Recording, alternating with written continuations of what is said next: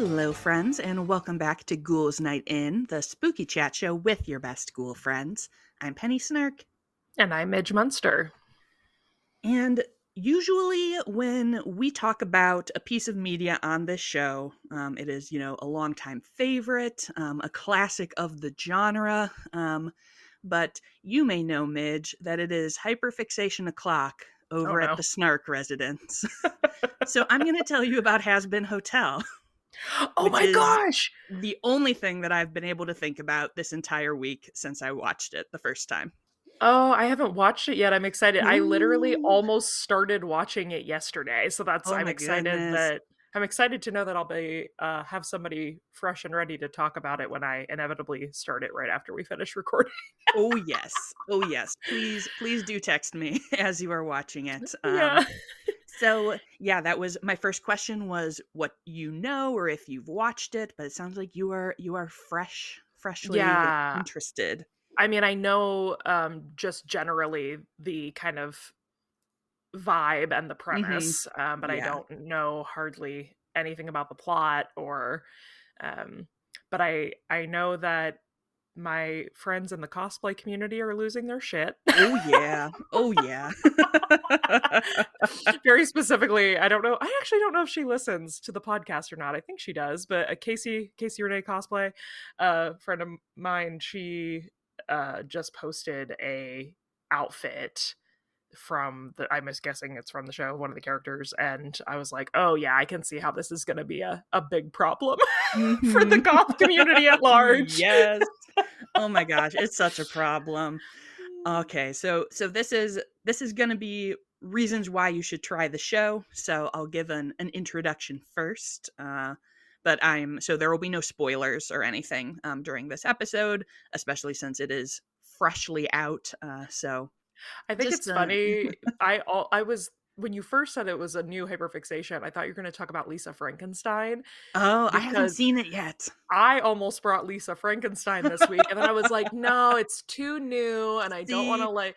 That's I so I was funny that we were I in the was same, like, Mhm. headspace. For sure. I was literally talking about this with a friend, and I was like, it's so new. Like, usually I wouldn't talk about something on here, and I actually had decided that I wasn't gonna do it. And then as I was trying to prep the episode, I was like, I literally can't think about anything All I else. can think about This is the is only thing that I want to. I know I posted something with that Tyler the Creator tweet that was just like, this is the only thing I'm going to be tweeting about. I've been waiting for this for years. Fuck, and I'm like, yep, this is the vibe. Oh, I love it. I love when the ADHD wins. Oh, yes. All right. So for those who are not familiar, Hazbin Hotel is a adult animated musical series set in hell that is mostly a comedy, but it has a lot of dramatic elements too. So the main plot line of the show is about Charlie, who is Lucifer's daughter, the princess of hell, and she really wants to open a hotel to rehabilitate sinners and try to get them sent to heaven, which is not something that has ever happened. So it's believed to be impossible, but this is her impossible dream. Uh, so this animated series just premiered.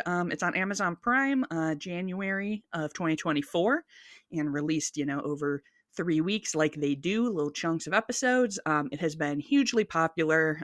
Amazon tweeted that it was their top animation premiere ever, and a Wow. big part of this is because the series was actually highly anticipated by a lot of existing fans, which I'm being purposely vague about because I'm going to talk about that part later. So for anyone out there, I am a new but passionate fan. I was aware of the series before, but I think I really just knew that it was like an adult animated show about hell, and I was kind of like, yeah, okay. And like if I had known more about it, I would have jumped on that train like so much sooner. So I'm hoping Yeah. that I can do that for some of you out here.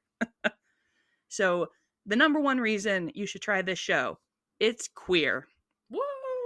So obviously, this is always a major selling point for me with anything. And this show is definitely like legitimately a queer show and not just like there's one gay person in here.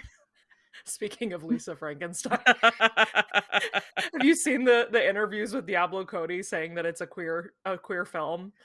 No, but good. It's I'm gonna tell you it's not. It's It's not. not. All It's right. not. I love it, but it's not. So I'm glad to hear that this is actually queer media. Yes. Yes. So Charlie, our main character, is bi and has a girlfriend, who's also a main character. One of the characters is a gay porn star. There is a canonically ace character, Hmm. which is pretty cool. There's just queerness all over the show, including in like villains and toxic relationships, which like let the gays be toxic, you guys. Please. When your show has a full spectrum of queer characters, some of them can be bad. And Mhm. you guys probably all know out there that I'm always a slut for villains. I love an irredeemably bad person. So in media, That's why she loves me so much. so yes, highly recommend that. Just very queer and like very. I would say it's a very campy show. Yeah, So it very looks to cool be. there. Yes. The next thing is the songs. So I told you that this was a musical, but this cast is absolutely stacked with Broadway and musical theater favorites. I'm just going to give you a quick list of some that I was particularly excited to hear. We got Jeremy Jordan, we got Christian Oh, Borle, we've got Keith David, we've got Daphne Rubin Vega, we've got Alex Brightman, um, hell yeah. among so many others. I'm saying, like, if you are a musical theater girly, you're gagging right now because just I so many amazing people. I did not know it was a musical. Yes, it That's fun. is a musical. They're incredibly performed, and they are just like such catchy songs. There's a lot of homages to like kind of classical musical theater tropes, but a lot of them also have like this electro swing kind of influence on them, Mhm. which is just such a vibe. It's Love a also little gonna, electro again, swing. send the cosplay community into a Oh tizzy yes, as well. yep. I say my entire TikTok I feed was gonna is say just TikTok about to be wild. TikTok is blowing up. It is like cosplay stuff, and then also just people being like, "Well, my Spotify Wrapped has already been ruined because this is the only thing I'm gonna listen to all year long." That's awesome. Yes. So if anyone out there just like wants a taste before you buy, look up one of the musical numbers on YouTube. See if you're into it. If you love musical theater, you will be. You will like it. That's awesome. I'm excited. Yes. The next thing is the spooky vibes. Obviously, if we're talking about it on Ghouls Night In, it's gotta be spooky. Mhm, So, mhm. as I mentioned, this series takes place in hell. I was gonna say, I think right out the gate there, we're pretty solid, yeah. Yes. So there's demons, all sorts of stuff. Every time that I was like, when I was writing this, I could hear you in my mind going ghost designs in the like 13 Ghosts episode because there are really cool demon designs in this show. Mm, It's just a lot of the characters have some kind of like animal influence kind of in their design. There is a guy who is a big moth person. hell I love yeah. a moth. And just as a footnote, if you're a person who maybe enjoys werewolves or other more inventive creatures in a romantic sort of sense, it's a good universe for you to be into. There's a lot of fangs, sharp teeth, like exaggerated proportions. This one's out here for the furries and the monster girls. So Yeah, it's me, I'm the monster girls. I am the monster girls too. So I was like, yes, this is good. This this is good. This is good. The next thing is there are surprisingly deep characters and themes. So we've talked about how there's music and the show's really funny. One of my friends, who I've already forced to watch it with me, said that it feels kind of like the adult evolution of a Nickelodeon show, like kind of a Mm, classic Nicktoons, which is very apt. There's a lot of over the top gags and like kind of gory slapstick. But there's also like some really intense themes and some very, I would say, like lovable and relatable characters. As you can probably guess from the plot description, there's a lot of focus about the idea of like redemption, redemption, second yeah. chances. There's, I mean, also for all the religious trauma girlies out there, what's Hi. up? Surprise! This show is good for you too. But there are also like very kind of explicit and serious treatments of like abuse and addiction in the show. So trigger warnings. There's definitely serious stuff in here, but I think it's all like it's in that way that just like, the show is funny, but it's like you kind of have real feelings about the characters Hmm. going through it, which is kind of like my I would say one of my sweet spots Oh for yeah, yeah. media. I love having that combination in there, and it makes it just all the more like you get all the more invested in There's it. something always really uh enjoyable for me about like specifically addressing those things in animation, like and having Yeah, this childlike appeal but addressing really serious issues. right? And I love that. I don't yeah, know if it's a and trope, but I love that genre. yeah, totally. And I think especially cuz it's like there are varying degrees of like humanness with the Hmm. characters, so like it adds kind of like that extra like layer to it, because I feel like sometimes it feels like when you kind of like take a couple lenses back, you're able to kind of look at things in a different way. Yeah. Like you said, the same reason that like animation is makes it feel different, having non-human characters kind of Gives in you that that extra vibe. suspension of disbelief, like, Yes. layer between you and your trauma. Yes. Yeah. For sure. One other thing that I will say you should watch, it's short and Mm. rewatchable. So it's 8 30-minute episodes. Oh, So wow. this is not a big time investment, but it is a show that has like a ton of like gags and background stuff.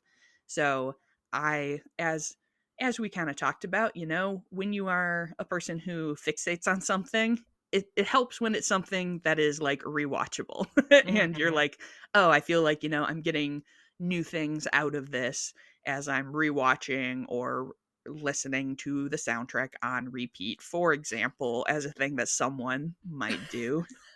Someone. Someone. It has seriously been like every time that there's been like silence where I'm like, taking down my hair or like getting lunch or something, I'm like, but I What if could be instead? listening to the Hazbin Hotel soundtrack. What if? What if I did that? Love that. That was And me, right after I saw the Beetlejuice musical oh last yeah, year. yep. Speaking of Alex Speaking of Alex Brightman, Brightman. if y'all like you probably know him even if you don't Oh know yeah. him. Yes. That he was the OG Beetlejuice on Broadway, and like yeah, something about I don't know how prominent is his part and has been. So he actually plays two characters. And Okay. so he is pretty present throughout. Because I feel like he something about his voice is so like it scratches an itch in my brain. Like he's the way Yes. he talks and the way his like I don't know, it's almost like how rappers have a specific flow and you know it's Mhm. them. Like his flow of the way he speaks and sings, it like just gets in my brain and like, ugh, I love it. I love that you picked this out specifically, because so when I decided to watch, I like just pulled up Amazon and I was like, what am I going to watch tonight? And I was like, oh yeah, I think I've heard of this. This looks kind of cute. Like, let's check it Hmm. out. And just randomly put it on. And it was in partway through the first episode when his character shows up. I was watching it and I was like, this is either an incredibly good Alex Brightman impression or this is actually Alex Brightman. And that's when I like looked it up and saw that like the series had like a ton of like awesome Broadway They, people. And I was they like, oh hired an shit. Alex Brightman impersonator to Well, do I don't know. I was like, this is an incredibly like Alex Brightman styled like he's really in the patter, like business of like you playing said, yeah. demons. He's He is. He is. I love that for him. I know. It's so good. The major thing, the thing that I love the most about the show is that it is just so weird and so original. So it's weird in like a very particular way that I relate to. Some of you may have seen. Oh no, that was the reason I tried it. I lied to my own. I lied in my own story 2 seconds ago. Um, so the reason, so I actually, that story was true. I had like put up Amazon, was like, what should I watch? But the reason that it clicked in my mind that I should watch it is because I saw a TikTok that was like, if you were a Tumblr Night Vale girl, you need to watch Hazbin Hotel. Yes, And yes, I I saw was you like, post this. oh, Been oh, really? attacked. Attacked and caught. Yeah, have we done a Night Vale episode? We have not. What the hell are we doing? Mm. Speaking of queer media, that is Speaking very of, important and very yes. foundational. But yeah, that when you posted that, because it had been in my sphere, I'd been noticing Yeah. it already. But as I think you know this about me, as a rule, like animation for adults is not usually something I particularly enjoy. Yeah. There are some instances. I have a few things like Hilda and Bob's Burgers and things that I've really Hmm. enjoyed, but it's as a rule not something I like go after. Um, but when you posted that someone had said it was for Night Vale Tumblr girlies, I was like, oh no. Yup. Oh no. Yep. And literally the entire time I was watching it, I was like, wow, that was a direct hit. Like this is so A true. direct hit. A direct hit. Oh There's man. even a radio thing. There's a Uh radio thing in the show. Um, so this is when I am gonna rewind and give y'all a little bit of backstory yeah, because this about. I do know. I do know about this aspect. Yes. All right. So the creator of Hazbin Hotel is Vivian Medrano, who was an animation student who had a webcomic called Zoophobia. And she first was concepting a lot of the characters that we see in this series for an arc in her comic, but started to realize she wanted to do like something specific and something new with them. So she used, it sounds like, primarily like her Patreon support and some other funding to put together an entirely freelance animation team to create the pilot episode, which came out in October of 2019. And that pilot was picked up by A24, Woo, yeah. producers of Cool Weird Shit. And so the show came about, with a collaboration with Amazon Studios. But the whole production of the original pilot was like being streamed, like she was talking about characters in like the 2 years that they were working on it. So people have been really invested and attached to this world for a long time. And in something which seems kind of backwards, there's actually a spin-off series that is already out that takes place in the same world. um Oh. so it's a show called Hell of a Boss, and it is on YouTube. It's a web series, but it takes place in the same Hell universe as Has Been Hotel, but is about like separate characters. It's like kind of a different. It takes place in a different part of Hell. Pushes my glasses up Hell's a my big nose. place. Yeah. It's a big place. And all of the stuff that I have already have said applies to this show too. So if you're like, ooh, this sounds fun, guess what? There's even more stuff that you can watch. I love when Uh, there's more stuff. I love when there's more stuff. I know. I was like, oh, one season, 8 episodes. And then it was like, oh, wait, there's like 15 episodes of this other show. And I was like, Wait, oh, there's hell lore. yeah. Hell yeah. So I didn't want to get like too sidetracked because I was like, I could talk about all of this stuff for a very long time. And I can already tell that this is one of those episodes where I've just like talked very quickly and intently about something, which is how my brain is going right now. But yeah, I have a ton of feelings about that show too. It's on YouTube. You can watch that for free whenever you want. Just check it out. You And might nope, go you ahead. might be getting to this. I don't want to Yes. jump ahead of you, No. but isn't there also like an episode that is directly related to Has Been on YouTube? Am I Yeah, mistaken? yes, there is the original pilot So episode is the still on yeah, YouTube. Yep. but So you and can. that's not part of the like they didn't put that into the Amazon series, right? No, yes. Okay. So the pilot episode that is on YouTube is considered canonical to the series. So Mhm. like it does so like there are things that reference back to things that happened in it. You don't have to watch it to know it, and it has like a different voice cast, and some of the characters Okay. have been like tweaked and redesigned. But there is also that exists on the YouTubes I for saw a you. few people online saying that they wished they had started with that. So I don't know Oh, fair. how you feel about that, but I was like, okay, maybe that's good for me to know going in. I should maybe check that out first and then jump in. Yeah, I felt fine jumping in. It felt kind of like it does give you some backstory things that are helpful, but I will say that it is like it's somewhat tonally different Okay. from the Amazon version. So I think of it as kind of like a DVD extra, but I'm also Yeah. like I feel like that's just kind of how pilots are. They're kind of like, here's our concept. It's still a little rough. Yeah. But yes, it is good. You can watch that. And also, I should say that Amazon has put the first episode of their series up on YouTube for free also.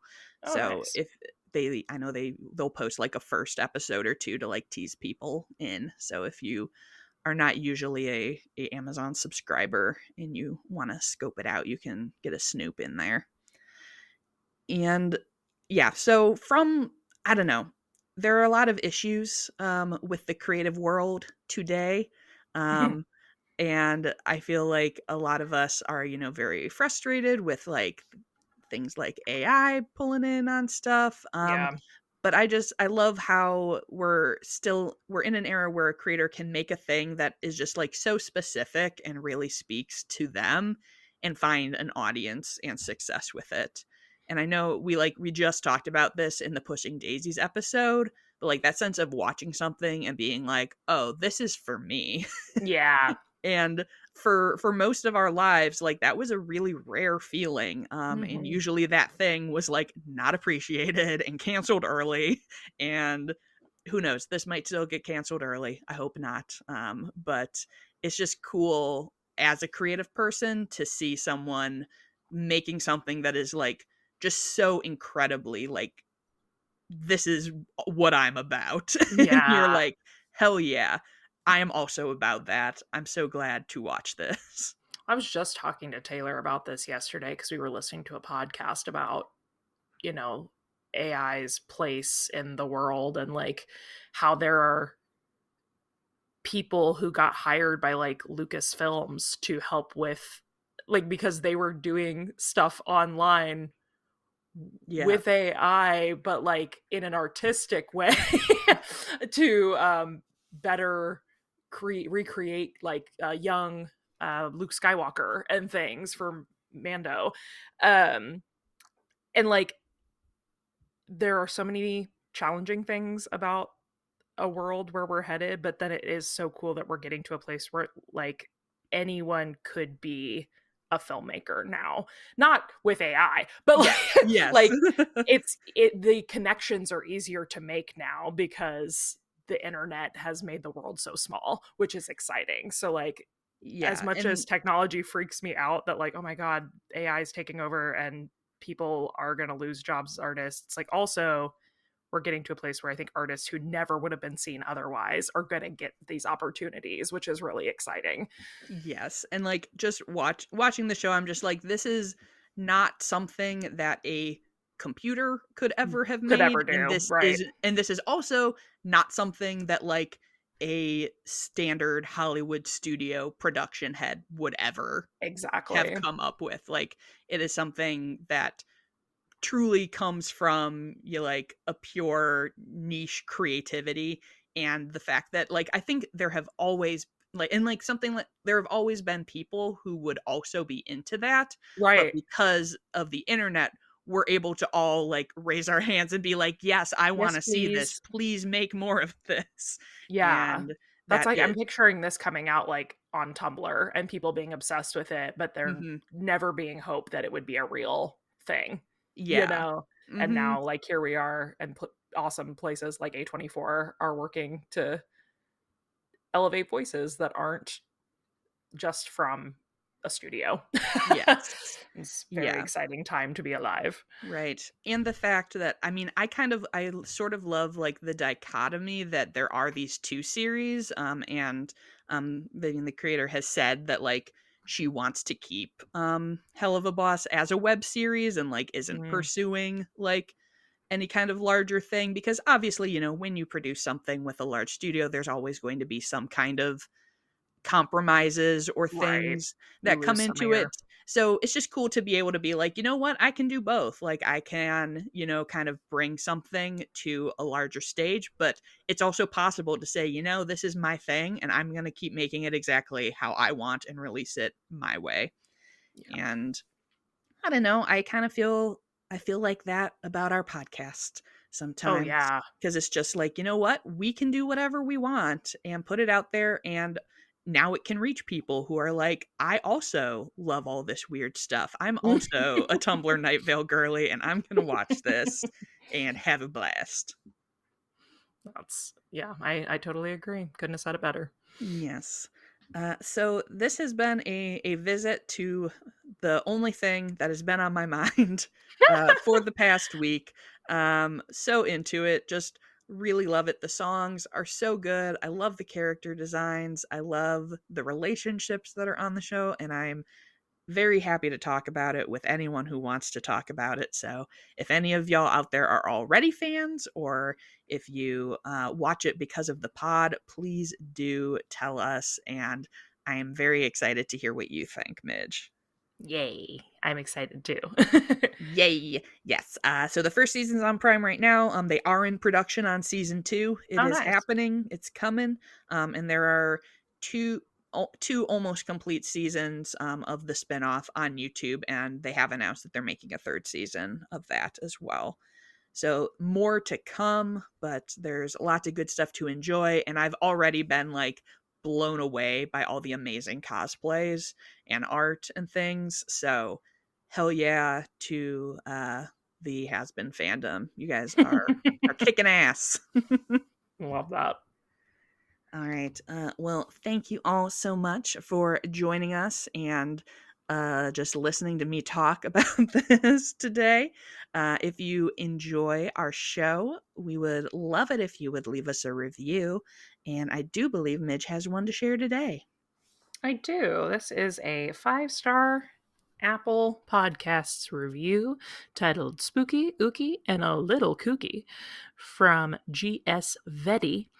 And they said, I'm a Halloween birthday girl. Ooh, jealous. Lucky ass bitch. Jealous. So, Halloween and spooky stuff has always been a part of my life since day one. That's awesome. I'm glad that we can bring some more spooky ooky and little kooky essence to your world. That's always our goal. And if you cannot review the podcast wherever you listen, you can always send us a DM on our Instagram, which is at Ghouls Night in Pod. And if you are looking for me on Instagram, I am at Penny Snark. And you can find me all over the web at Midge Munster. And until next time, Goodbye.